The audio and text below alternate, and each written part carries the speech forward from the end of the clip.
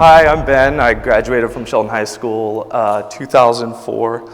A little bit of background on me. I started working at Cartoon Network on The Marvelous Misadventures of Flapjack. I'm currently a character designer on Regular Show. I've also done some design work on Secret Mountain Fort Awesome. And I've also written, helped write and storyboard a couple of episodes of Regular Show. So here's just a couple of slides. Anyways, I have to admit that when I first, Sheldon High School wasn't the first high school that I went to. I actually went to Galt High School for 2 years, and I was living on a houseboat at the time, actually, and I was obsessed with claymation. I'd seen Wallace and Gromit at a film festival called Spike and Mike's Sick and Twisted Animation. And I was just obsessed with claymation, so much to the point where I got all my G.I. Joes and I covered them with clay. I took every scrap of cardboard in the house and I built like little sets and stuff. And I lit everything. The only problem is I had a VHS video camera. And I don't know if you guys know what VHS are, but they're like a really old form of videotaping things.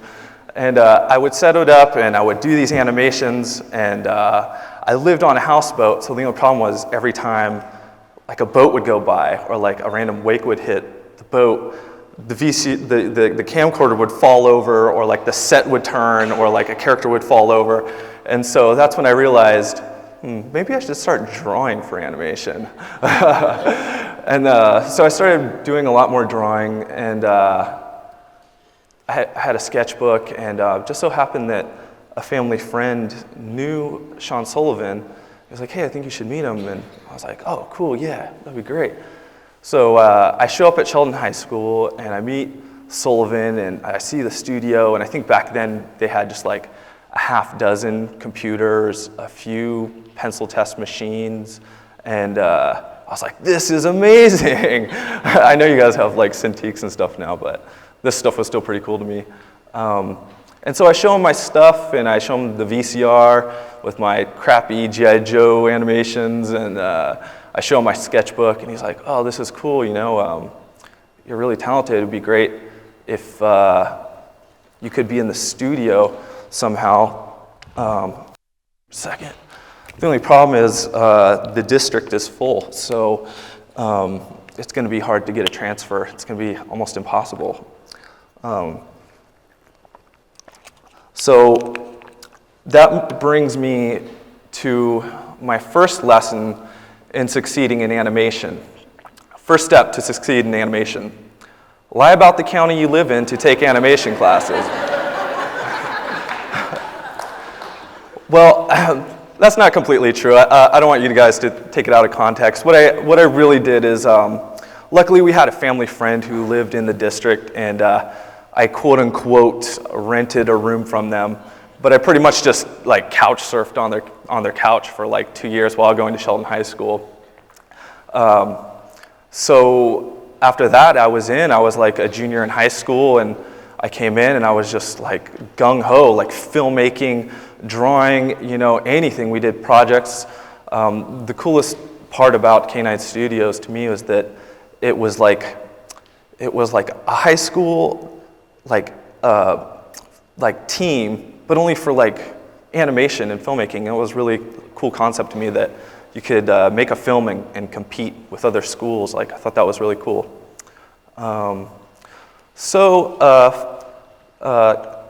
Cut forward to me working on Flapjack.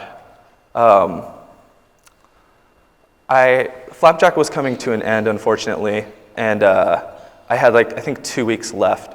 And my buddy JG at the time had just made Regular Show, and I was like, oh man, I want to work on that, you know? And I was like, I'm gonna take a storyboard test. So I take a storyboard test, and I do it, and I turn it in, and I get a call the next week.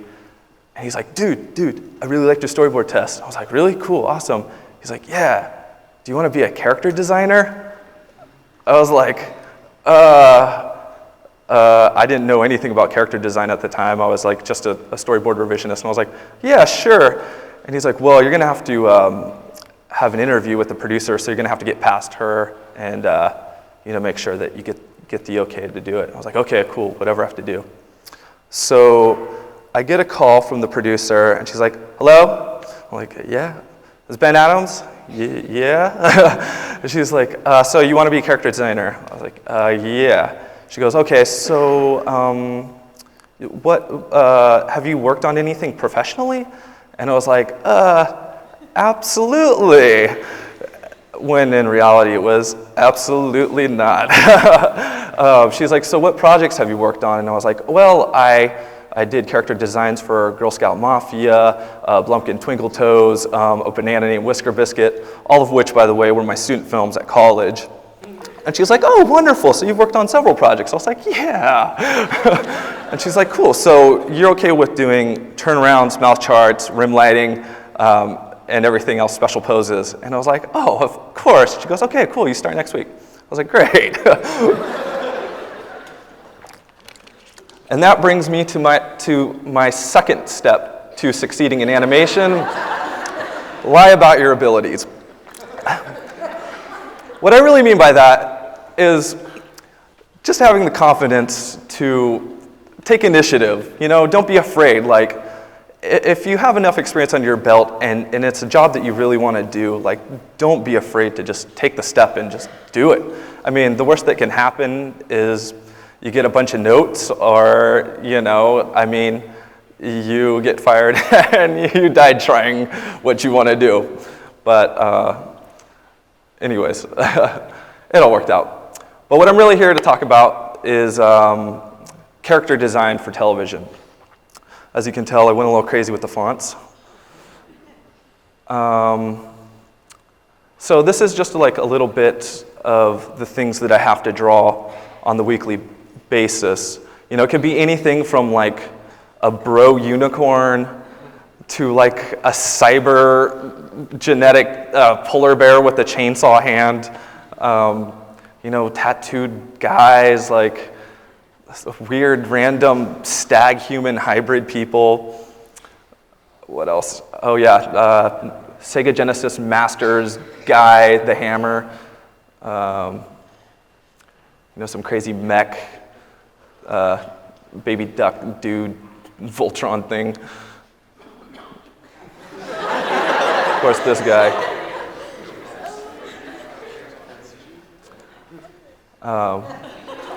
Yeah, so I know some of you guys are probably here for game design, and a lot of regular show, like we do throwbacks, like old games, which is awesome. Like totally growing up with those, it was great to like try to come up with your own video game characters, and I think the crossover between animation and video games is very thin. Like the two blend really well together. You wouldn't really have video games if you didn't have animation.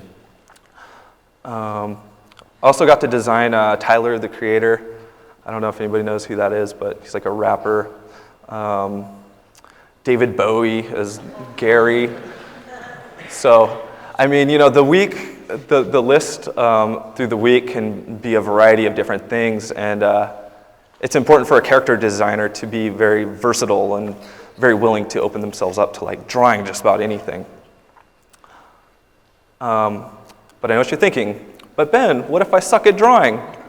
To which I say, bad design can be good. For example, I'm not sure if you guys know, Beavis and Butthead. A funny story, Mike Judge, the creator of Beavis and Butthead, before he'd even turned this into an animation, he was trying to draw the same exact guy from one of his high school yearbooks, and it turned out looking like two different characters. So if that gives you any kind of confidence, you can make just about anything from nothing. Here's an interesting tidbit. In the early episodes, I mean, the draftsmanship wasn't that great, and you'll notice that most of the time, Beavis or Butthead's hand is usually closed because Mike Judge wasn't that great at drawing hands. But it was still funny, nobody noticed, and it lent itself perfectly to the characters. Another example, Squidbillies on Adult Swim. I'm willing to bet everyone in this auditorium could probably draw this character right here. Another example, when The Simpsons started on the Tracy Ullman show, the designs looked like this. It was really rough. Like, you know, they weren't as fleshed out as they are now. You know, they've streamlined everything since then. I think it's been going for over 21 years now or so. But just to give you guys some insight, I mean, it started off rough. I mean, it wasn't anything pretty at first. Okay, third step. Let me just make sure I have it.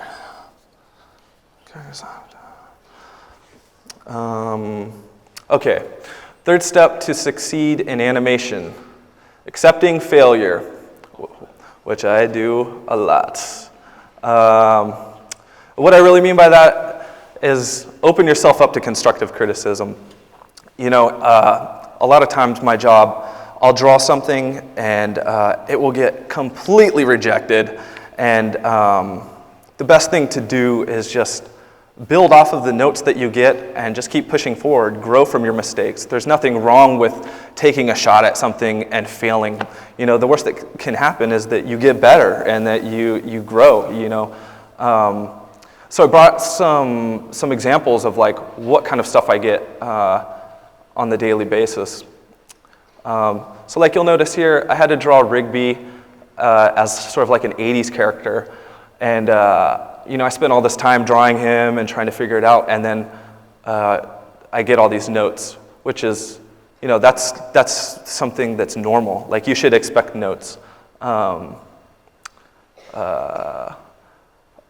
So usually when I'm designing, I'm often looking at the storyboard for reference, for what the story's like, who I'm drawing. Usually I'll get a breakdown list from in the range of, you know, 20 characters a week to like 160. It really depends on the story and like what's involved.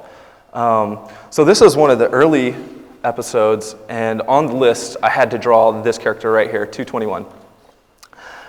And just to give you guys an insight to what kind of failure I was competing against was this.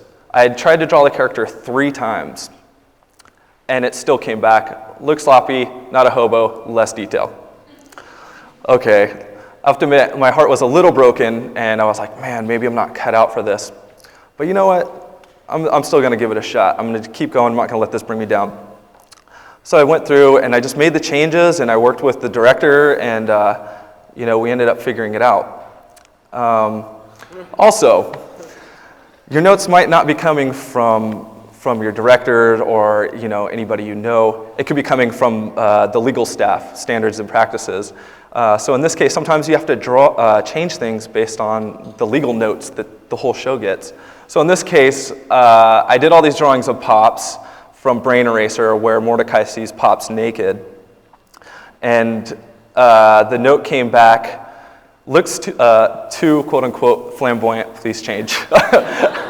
So I had drawn this, and I was like, oh man, these are great though. So I had to go back and kind of, you know, cover them up and make it not less risque, I guess you would see. So that to that. Also, another note that I got, not on this particular model, but I had to do all these hot dogs from Meet Your Maker that are wearing like snow gear, and I think I had to do like 50 hot dogs. And for any designer, that's a lot of variations to just little hot dogs. I mean, how many coats and like scarves can you do? So here's another one, but this is the one that got rejected. And the note that I got is, no, looks too phallic. I'm not going to explain what that is. You guys all have smartphones. You can Google it yourselves. But my question to JG was, you know, why can't we have a hot dog and a ski mask? He replied, it looks too phallic. Plus, he looks like he's going to rob a bank. But I still like this drawing. But, you know, sometimes you have to compromise your work for the greater good of the show. In this case, I think in the video that Cole showed, the baby duck had like chopped him in half. And this particular note says, simplify inside so it's just shapes. When in reality, I had spent maybe like half a day trying to figure out like where all these organs were gonna get placed, like the detail in the skin and the brain and the spine, and like trying to make it like anatomically correct. And then it just comes back, just simplify. So that's what it ended up being. Like, not as cool, I get it, but you know, for animation purposes, you know, simpler is better. Okay.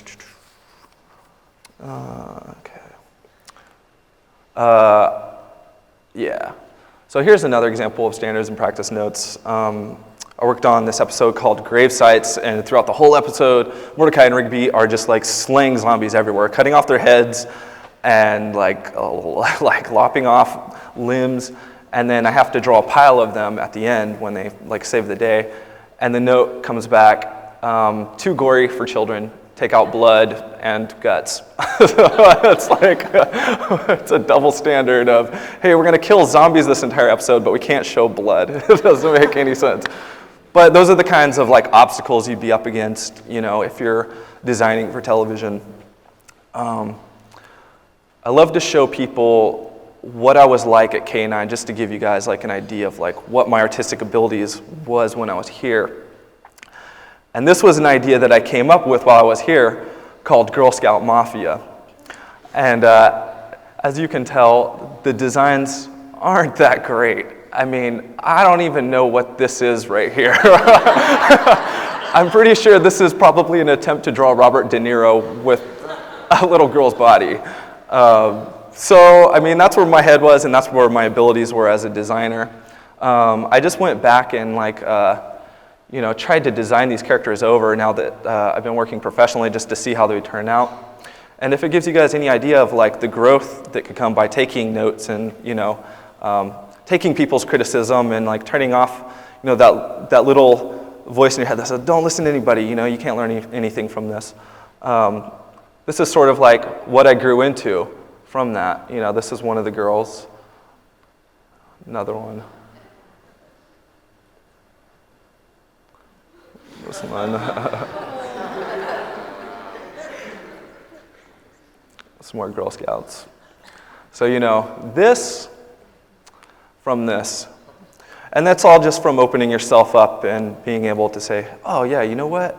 I could push the shapes more. I could make them look way better this way.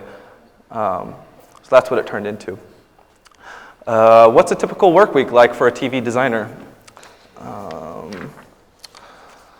So there's basically 4 points of being a character designer. At the beginning of the week, you're going to get a breakdown list, and that basically is the storyboard with all the designs you have to do. So you go through the storyboard and you tag everything that you have to draw. And basically from there, you do as much research as you can about whatever you're drawing. And then after that, you know, just understanding the style of the show. You know, what's the shape vocabulary? What's the line vocabulary? Understanding how the characters articulate and move. So this is like an example of a storyboard page that I'm given. And scene 27 here is actually something that I had to draw. They called out Rigby here in pain on the ground from getting punched from Mordecai. So this is all I have to go from is this little thumbnail right here. And not much is given. So a big part of the job too is figuring out, well, how does he look when you don't have much to go off of? So you make a few attempts, you know, like, I don't know which one. And so there's like actually a lot of acting involved as well. It's like, maybe he's like this, or maybe he's like this, you know, and it's a lot of trial and error. You know, I might turn this in and JG might pick one of them. He could pick none of them. I'd have to completely redo it, which is fine. It's just, it's a process for figuring out like what's the greater good for the story. Again, this is one of the early episodes I did for regular show. I usually take a panel of the storyboard and I do different variations at first because I'm not exactly sure what the director might want. There might be some kind of weird thing in the line quality that he likes in this one, but not in this one. So it's just a process. Getting onto research, I had to do grave sites, talking about it again. This is what I had to go off of. Just a crowd of basic zombies. There's not much detail. There's not much to go off of. I'm not exactly sure what they are or what's going on, but I have to make sure that I read through the story and figure everything out. So when you're doing your research and you know you have to draw zombies, the first place I go to is, oh, awesome, I get to draw zombies and watch zombie movies all week. So I'm thinking, is it the Return of the Living Dead style zombies, or is it 28 days later running zombies? And then you try to find like a happy medium between the two and like trying to figure out what kind of design elements you like to implement in your characters. So these are just some of the things that I came up for in this particular episode. So I did like just basically all these gross looking brains exposed zombies. Maybe one's like an oldie timesy like diver zombie and he broke his neck in shallow waters maybe. Maybe there's a colonial zombie and he's got some kind of crazy worms gouging out his eyes. Some more walkers. This one has a dead rat on her head. That was a popular one. You know, you have to draw like what the zombie might look like if he gets cut in half by a saw. You know, different variations, different time periods. You know, researching different time periods is key. You know, figuring out clothing styles and like just trying to figure out what would be cool, like what would be living. Try to figure out the whole spectrum of like characters that might exist. So here's another one. Yeah. And then, you know, finally drawing crowds.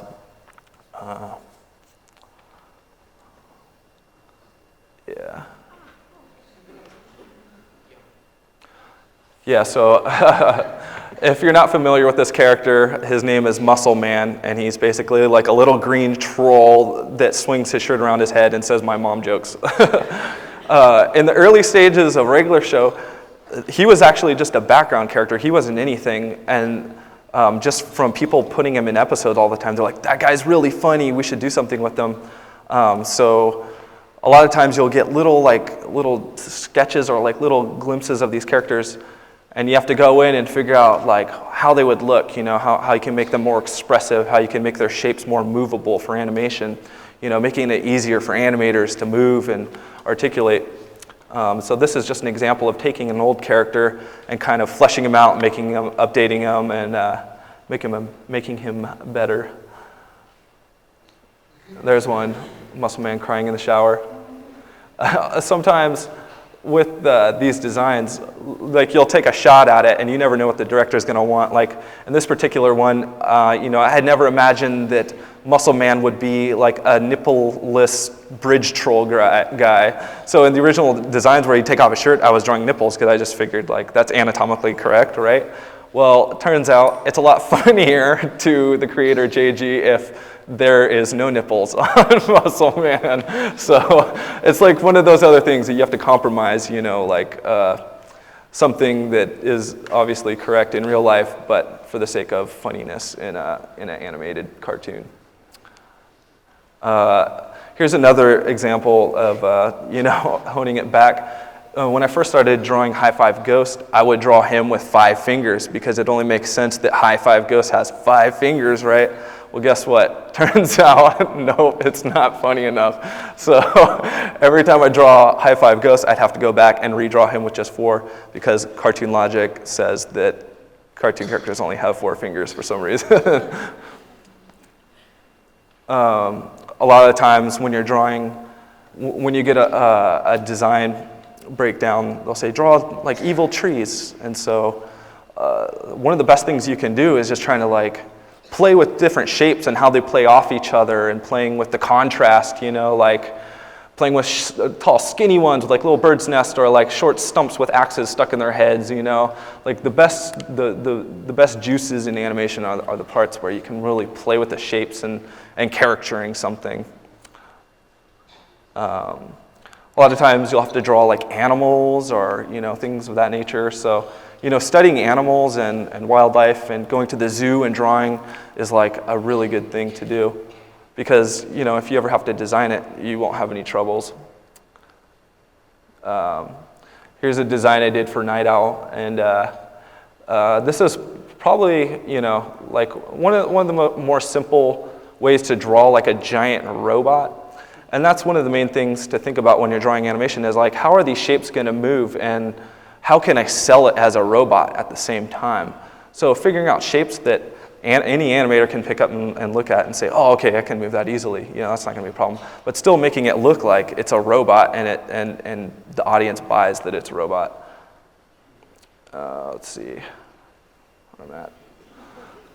Yeah, getting back to charactering, I had to do an episode of Really Real Wrestling, so it was really fun because I got to draw like Hulk Hogan, Booker T, and that was fun. And then I had to draw more because this was sort of just like a title card for the TV, and I got to go through and really like push like what the characters would look like what's the essence of like WWF wrestlers, and just trying to find like that line that's bordering on copyright infringement, but just pulling it back enough to where it's its own thing. So here's another guy pushing the character. Let's see. There's just some variation of some characters that you might have to draw. Another thing that, as a character designer, I'm up against sometimes is crowd shots, and there's some of the toughest thing for a designer to do because not only do you have to do a ton of characters, but they all have to be expressing some kind of like emotion. So in this case, these guys are at a concert and they're all happy, Same thing with these guys. And, at first I was really reluctant to do crowd shots. And then I was just like, what, I don't have time not to do it. So I just have to draw it. And I found that the best thing to starting something is just starting it.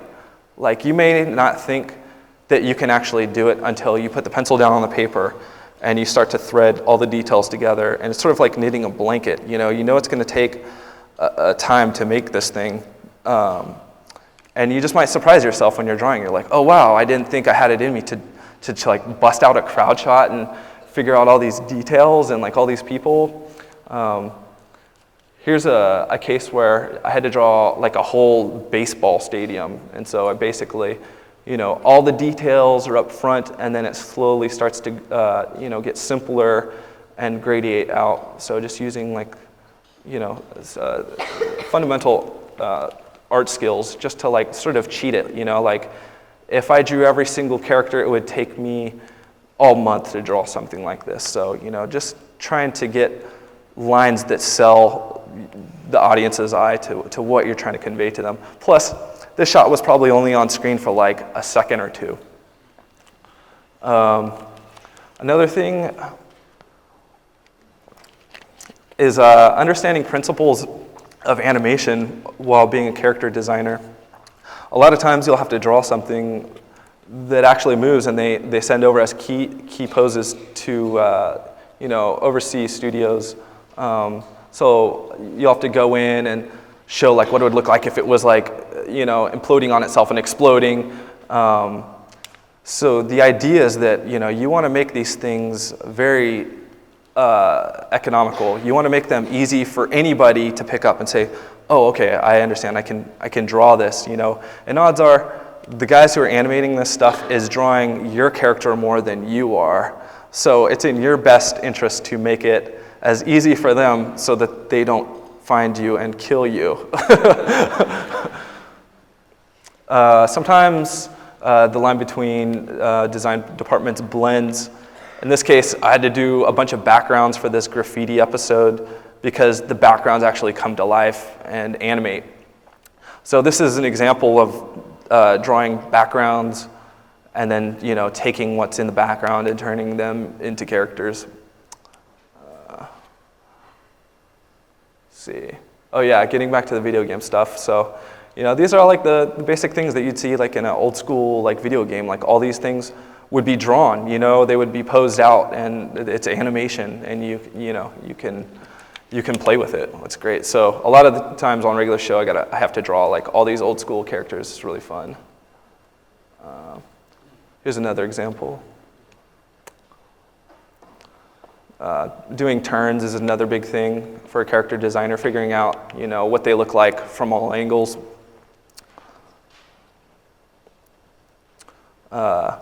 Sometimes you'll have to make fun of other genres of shows. So like in this case, I had to make fun of like anime and figure out like, what does anime look like in the world of regular show? And you just get there by like playing around with like, what's their shape vocabulary? What do they do? And implementing it into regular show and trying to finesse it and trying to find, the line that sells it as anime and regular show at the same time. It's really hard. This is an example. So I think I'm up to around like 1,700 different models for regular show right now. And going through, like you'll notice this list that there's all these variations of characters and all these different things that you have to draw, and it's basically, you're creating like the community, you're creating the people that exist in this world, A lot of times when you're drawing in your sketchbook and you're drawing people out on the streets, like that stuff applies, when you're designing characters. Like you're like, who do the beatniks look like, and what do the graffiti guys look like, or the chefs, and just playing around with that and trying to character and trying to flesh out the world of whatever you're working on. So these are just examples of the variety of different things that I have to draw.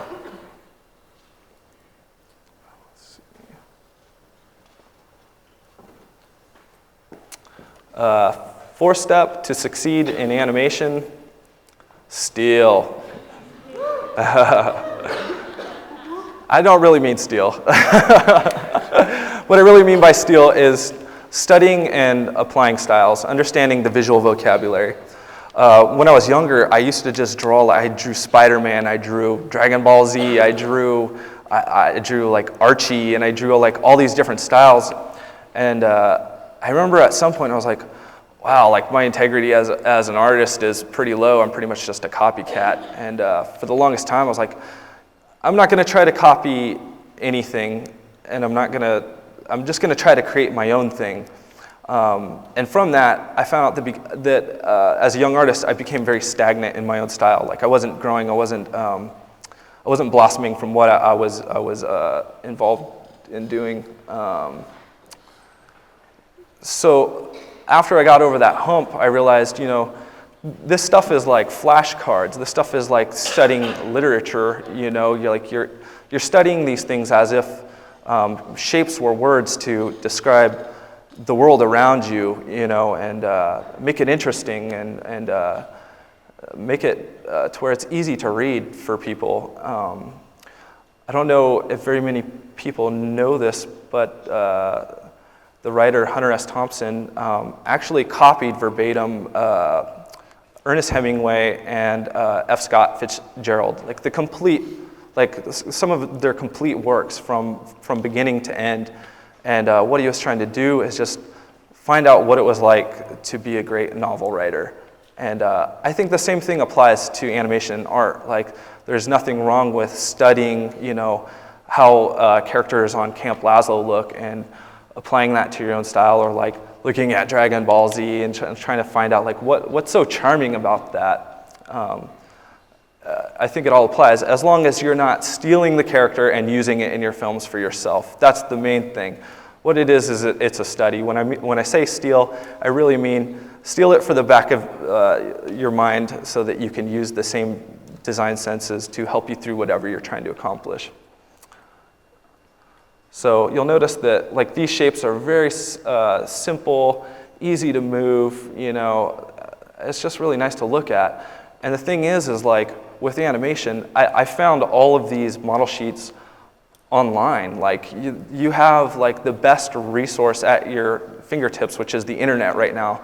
And you can find just about anything for animation. You can find model sheets, you can find breakdowns, animatics, character design sheets. I mean, anything you want, it's out there. And it's readily available. So there's nothing stopping you from doing that. You don't need to go, to some crazy school to learn, how this stuff works. You just need to find it and apply it for yourselves. So here's some cool drawings of like some hands and feet. I find that, seeing what works in animation is studying what has worked in the past. Like how do you make hands look like they're hands and that they're caricatured and they feel like fun to look at. So looking at stuff like this is really good. Another big thing is gesture drawing, life drawing, going and drawing people at the coffee shop, going to the zoo and drawing animals, going and doing life drawing and drawing poses and, seeing how like the body articulates. And it directly applies, to making animation because you see where like the weight is displaced and how like a human would pick it up. And it directly applies to how, we make cartoon characters do it, It's very similar, but in the end, it's very pushed too. But you're taking the same principles from life drawing and applying it directly to animation. Another thing is when you're figure drawing, is at some point, you want to try to create some kind of a story, some kind of a feel, like some kind of emotion. Maybe a guy is running and you want, maybe you just add that maybe he's getting pecked by birds, or you have this overzealous boss, like, just hammering his foot down on the desk, like you can push it. Like if you see somebody who looks just like a normal person on the street, like you can turn them into a much more magnified version of themselves.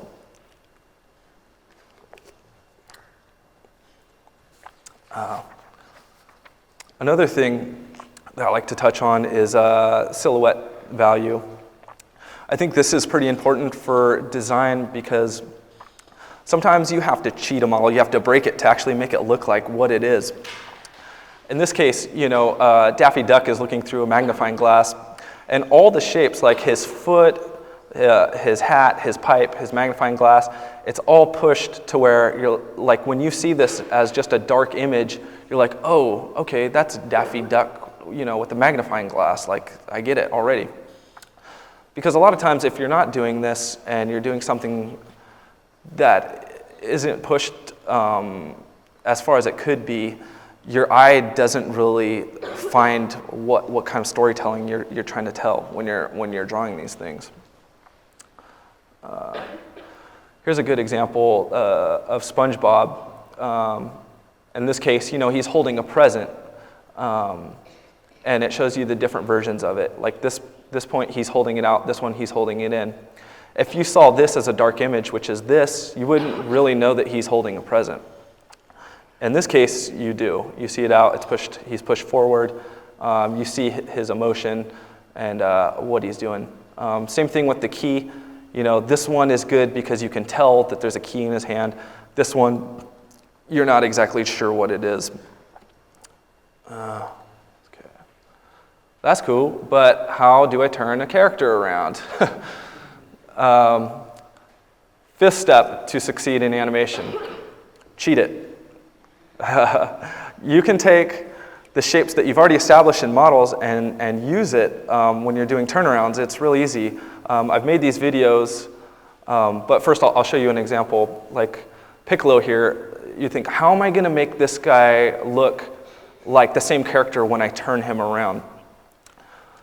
Well, if you do turn him around, you realize that some of the same silhouette from the previous drawing is in the second. Like, you'll notice that the crown of his head and his antler or his little antenna are in the same spot. The edge of his shoulder going down his arm to his hand, it's pretty much the same shape. Same thing with this arm, it comes out, like the silhouette is almost identical to the original drawing. The only thing is that the character designer in this case, push the line of action in the pants to make it appear as if it wasn't the same drawing as the original. So I've made some videos. The first one I'm going to show you is basically me roughing out a drawing. And I came up with this character. He's kind of like a hip, like ghost guy. So I'll just play it and run you through like what it looks like when I'm roughing something out. So right here, I'm basically just blocking out the shape. I'm trying to find just a very simple shape, basically a flour sack, you know, body. I'm starting to add a little bit more details, putting in eyes.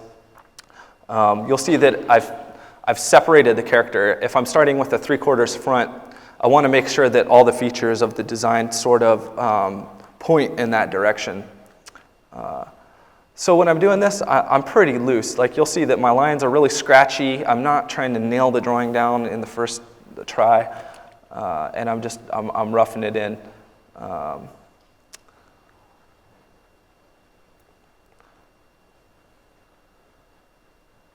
Just going through and trying to find where the good lines are.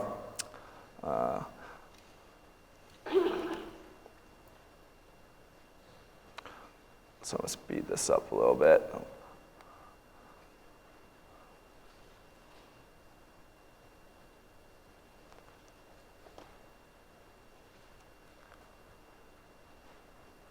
Yeah, so you'll notice that like I'm laying down a ton of lines, and what I'm doing there is I'm just looking for where I'm capturing it.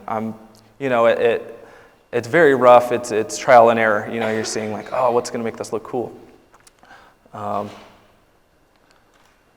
Putting stitches on the hat to see like, oh, that probably sells it as a hat better. You know, adding little things like sweatbands and like cool shoes to make them look cool. So this is my rough right here. And usually, like when you see this and you're like, huh, there's something not right about it. You're like, it could be plussed a little bit. Whenever you draw something and you're unsure about it, I recommend turning it around. Basically, just turning it over. And when you turn it over, you can immediately see the problems that are there that you didn't notice before. If you'll notice, you know, the eyeballs aren't, you know, they're not directed in 3/4 direction. You know, the arms can be a little bit better in perspective. So what I'm doing here is I'm just going through and I'm really nailing it down. So if ever you find that like you have a drawing and you're like, huh, I wonder if this looks right. Basically, just flip it over and you could tell right away like, oh, the foot's placed wrong, or oh, the eyeball's off on this, you know, and you can totally fix it like right away. So you'll see here, I'm just going through and I'm just sort of cleaning up what I have.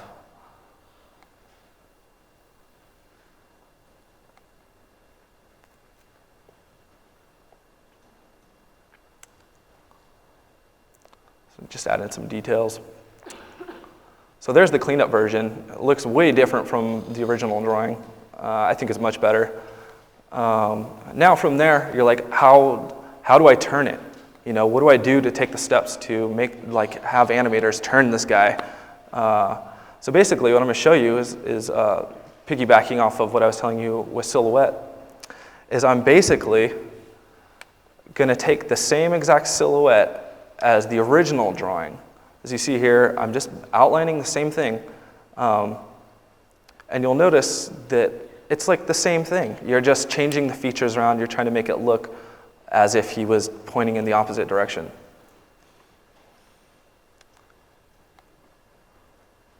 So you'll see here, like the brim of the hat is pretty much the same, only I'm making it look like it's behind him now. I'm flopping the hair because now if he turns, so does the hair. You'll see here I've laid down sort of like a ground plane, letting me know like where his feet are pointing. That way, you know, when he's turning, it doesn't look like the same exact silhouette. Like he is turning, but it's not as hard as people think. You're taking the same design elements from original, as you can see. He turns. It's that simple.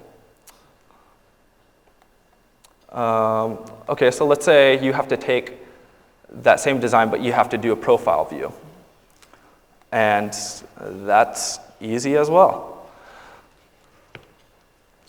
So same thing, I'm gonna take the same exact shape, almost the same exact shape verbatim, and I'm just gonna outline it, and I'm gonna push the hat, I'm gonna take the same height of the brim, and I'm just gonna push it out and make it look as if it was popping out. You know, there's just subtle differences.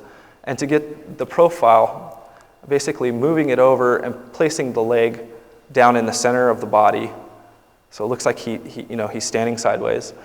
For the facial features, I'm taking the same exact expressions, I'm pushing it over, and I'm almost tracing the same exact thing. And that's how it looks from the profile.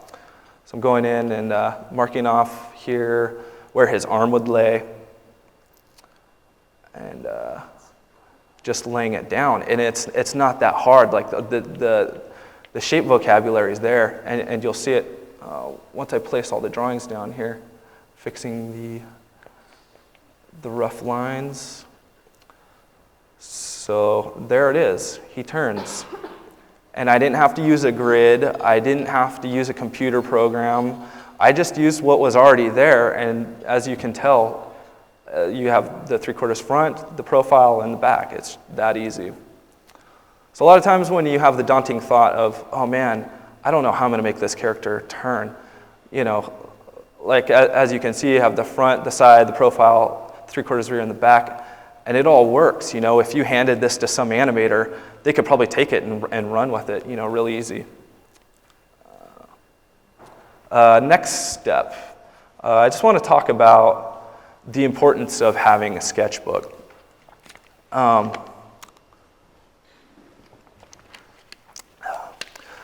noticed that a lot of people, when they're starting drawing in sketchbooks, that they're trying to make it look like a portfolio.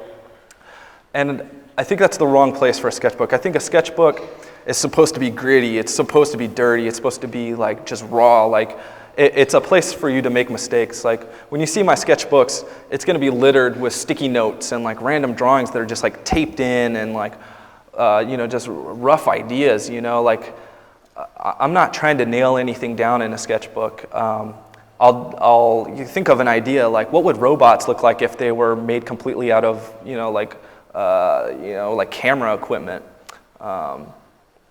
you know, just doodling, you know, having fun. Like you're not gonna take this and show it to Disney or Pixar. You know, it's just for your head. It's like, oh, that's an interesting character. Maybe I'll, you know, turn that into something someday. Playing around with shape variations with characters is like super fun. It doesn't have to be, you know, nailed down. Like you can tell, like I don't even have a mouth on this guy. You know, like they're just really rough. I'm playing, you know. I might kill a fly and turn it into something in my sketchbook. You know, some of my best sketchbooks are actually on like note-bound books. Like I don't really care. It could have water damage. It could, you know, be dirt encrusted. You could play around with different line qualities. You know, like a lot of times you might find something in a ballpoint pen that you wouldn't find like in a pencil, you know, like, so playing around with like brushes and markers and, you know, chalks and like just seeing, like you might draw something that you surprise yourself. You're like, whoa, I didn't know I could create that.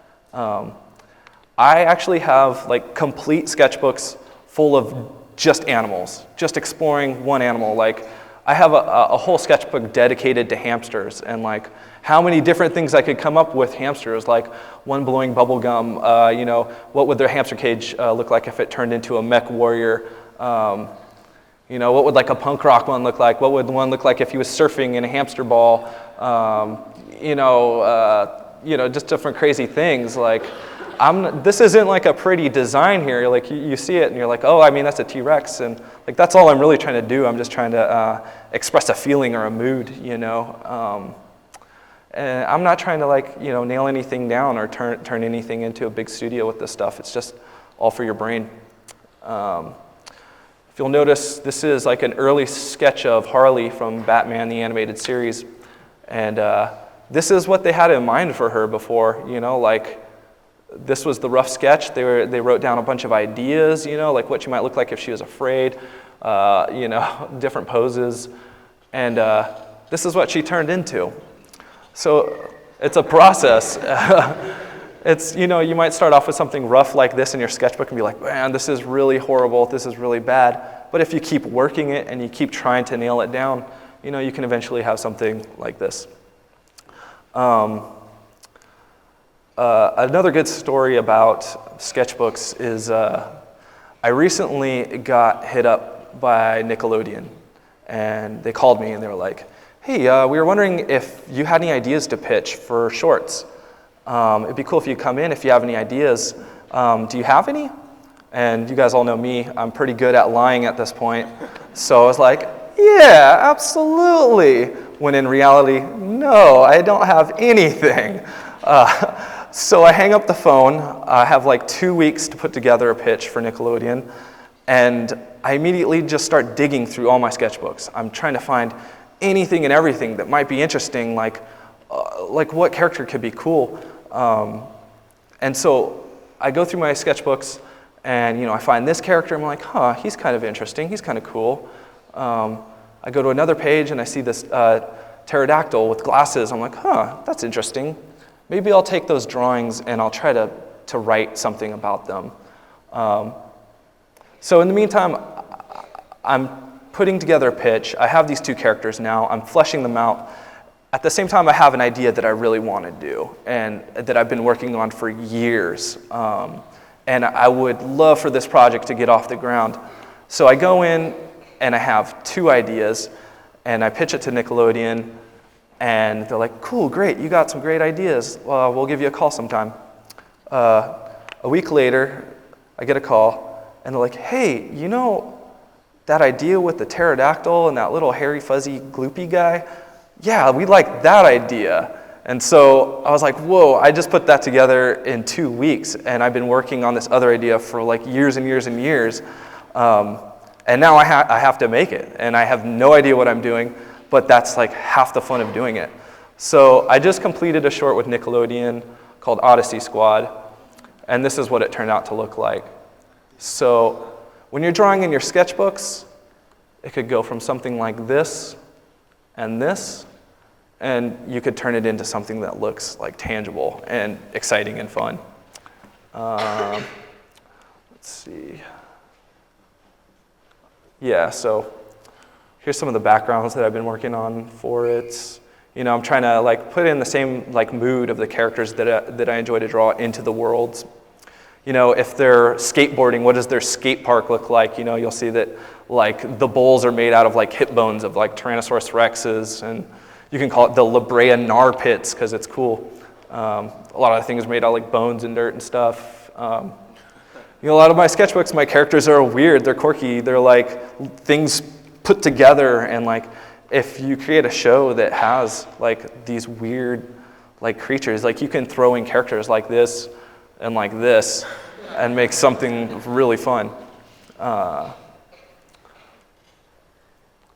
So 6th step to succeed in animation. Don't accept no for an answer. You know, if you guys have like a goal or a dream, you know, just keep plugging forward. Like if you want it bad enough and you get rejected, just keep building because you'll get there eventually. If you make a list of things that you want to accomplish in a year and every day you spend at least a minute or two like trying to get something, odds are by the end of the year you'll have more than what you would have if you just took no for an answer and didn't have anything at all. Get committed, you know, like if you're serious about what you want out of life, you know, like marry it as if it was like a husband or a wife, you know, like spend every day like practicing like your methods and trying to grow and get better. And most importantly, if at first you fail, try until you're successful. I have to be honest with you guys, I've pitched maybe 4 times to different studios throughout town, and every time I've gotten rejected. And by the last time I went in, I was like, if this doesn't go anywhere, I think I might just give up. And luckily, I went in and they wanted it, but it took me like 4 tries to actually get anything going. And that's a lot better than what I would have if I would have just given up after the first try. While I was in high school, I had a bunch of art teachers who like to talk about artists that were like manic depressed or like clinically ill, or like Jackson Pollock, or Pablo Picasso going through his blue period, or Vincent van Gogh falling in love with the girl and cutting his ear off, and finally getting famous after he dies. But I think it's important for you guys to realize that there are successful artists everywhere who don't have this horrible history.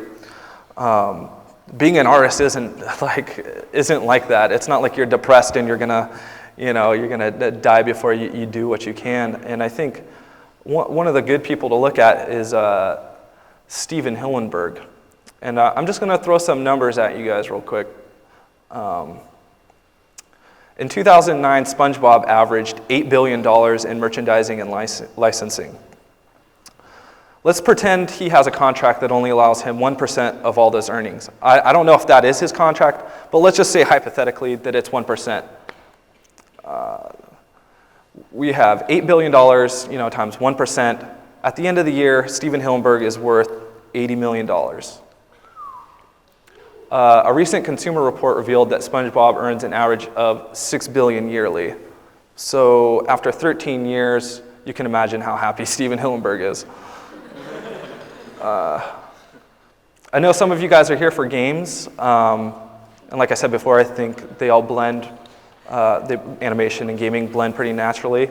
So another guy I like to bring up is Satoshi Tajiri, and this was a guy as a kid who had a fascination with bug collecting. Like everywhere he would go, he would be like collecting bugs, and it turned into an idea for him called Pokemon.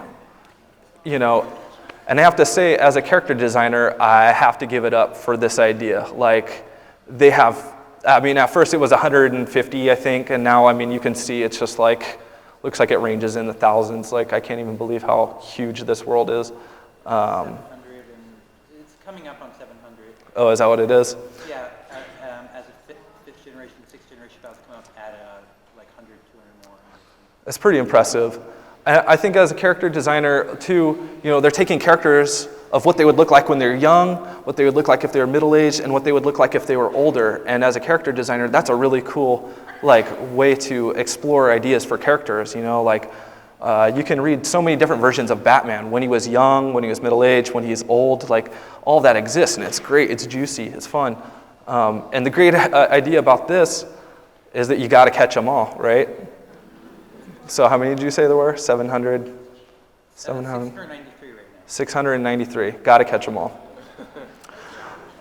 So as of 2008, 200,000 units of various video games sold.